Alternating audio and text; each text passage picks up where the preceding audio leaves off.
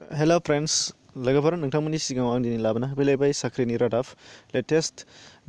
दिनैसो एडभार्टाइजमेन्टआव ओंखारदोंमोन बेयो नोंथांमोननि थाखाय बेयो जादों डेपुटि कमिशनार सनितपुर रिक्रुटमेन्ट 2020 हठात सनितपुर जिल्लानि डिसि अफिसाव साख्रि ओंखारदों जुनियर एसिस्टेन्टनि थाखाय टटेल पस्टआ 28टा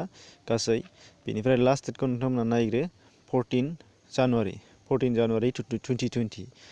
हठात 2020 मायथाइनि 14 जानुवारियाव बियो जोबथा जागोन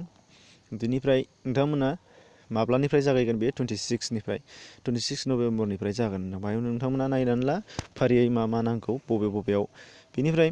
नेम अफ दा पस्टआव नुनो मोनदों जेनेरेल जुनियर एसिस्टेन्टनि पस्ट दङ गासै एसटिनि थाखाय मोन 7टा दङ 7टा पस्ट टटेल 28आव एसटि प्रिना 7टा पस्ट दङ सेलारिनि बेलायाव जोङो सावरायनो थाङोब्ला नुनो मोनगोन 14,000 to 60,000 विथ ग्रेड पे दानिया नोंथांमोना नुनो मोनदों बाव 14,000निफ्राय स्टार्टिं जानानै 60,000सिमहालागै सौहैगोन बेनि बेथना बेनिफ्राय नुनो मोनदों एज लिमिटनि बेलायाव नोंथांमोना नुनो मोनदों 18निफ्राय 44 बोसोरसिम 18निफ्राय 44 इयार्ससिम सोलिगोन नाथाय गभर्नमेन्ट रुल्स बायदि जों एसटि हिसाबै रिलेक्सेसना बेयो थाखागोनानो अब्ला 5 बोसोर थागोन साफ्रोमबो जों बयबो मिथिगौआनो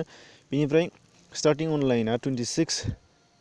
डिसेम्बरनिफ्रायसो बियो जागोन अर्थात दिनैनि दिनाव नङा बियो साननै दंबावो बेनिफ्राय लास्ट डेटआ जाहैगोन नोंथांमोननि 14 जानुवारि 2020 बेखौ नुनो मोनखादों इडुकेसनेल क्वालिफिकेसनखौ जों नांगौ इडुकेसनेल क्वालिफिकेसना एनि ग्रेजुवेट जायखिजाया स्ट्रिमनिफ्राय जायखिजाया ग्रेजुवेट जाबानो जागोन होनदों नाथाय गोसो होनो गोनां बाथ्राया बेसिक कम्पिउटार एप्लिकेसन रोंनाय जाथारनांगोन होनदों बेसिक होननानै बुङोबा जायखिजाया 6 मान्थ बा 1 इयार जायखिजाया कम्पिउटार कर्स लानाय जानांगोन जेराव एमएस उइन्ड'ज एमएस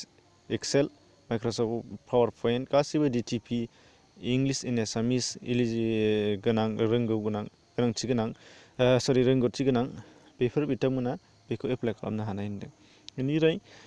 प्रसिडियर फर सेलेक्सना नुनो मोनदों एप्लाइं for the junior assistant will have to appear in a written exam written होनांगोन रिटेननि उनावहाय बेयाव जेनेरेल इंलिश दङ रिटेनाव जेनेरेल नलेज ओमफ्राय क्वान्टिटेटिभ एप्टिटिउड बेफोर थाखाजोबो कम्पिउटार टेस्ट थिउरि बेफोर थाजोबखागोन नोंथांमोना जायफ्रा साख्रिनि एप्लाइ खालामबाय थायो नोंथांमोना बेखौ मिथिखागौ बेनिफ्राय नोंथांमोननि थाखाय गोनांथार बाथ्राया जाहैबाय बेयाव जुदि नोंथांमोना अरिजिनेल एडभार्टाइजखौ नायनो गोसो जादोंबा नैबाय थुबानो जाबाय क्लिक हियाराव बेनिफ्राय अफिसियेल वेबसाइट दङ अफिसियेल वेबसाइटआ बे आरो नोंथांमोननि थाखाय एप्लाइ खालामनांगौ अनलाइननो जेलाना 26 डिसेम्बर जाना फैगोन बेयो अपेन जागोन नोंथांमोना बेखौ हाबबानो जाबाय नैबेयाव बेनिफ्राय गासैबो नोंथांमोना चेक खालामग्रोनानै नायनानै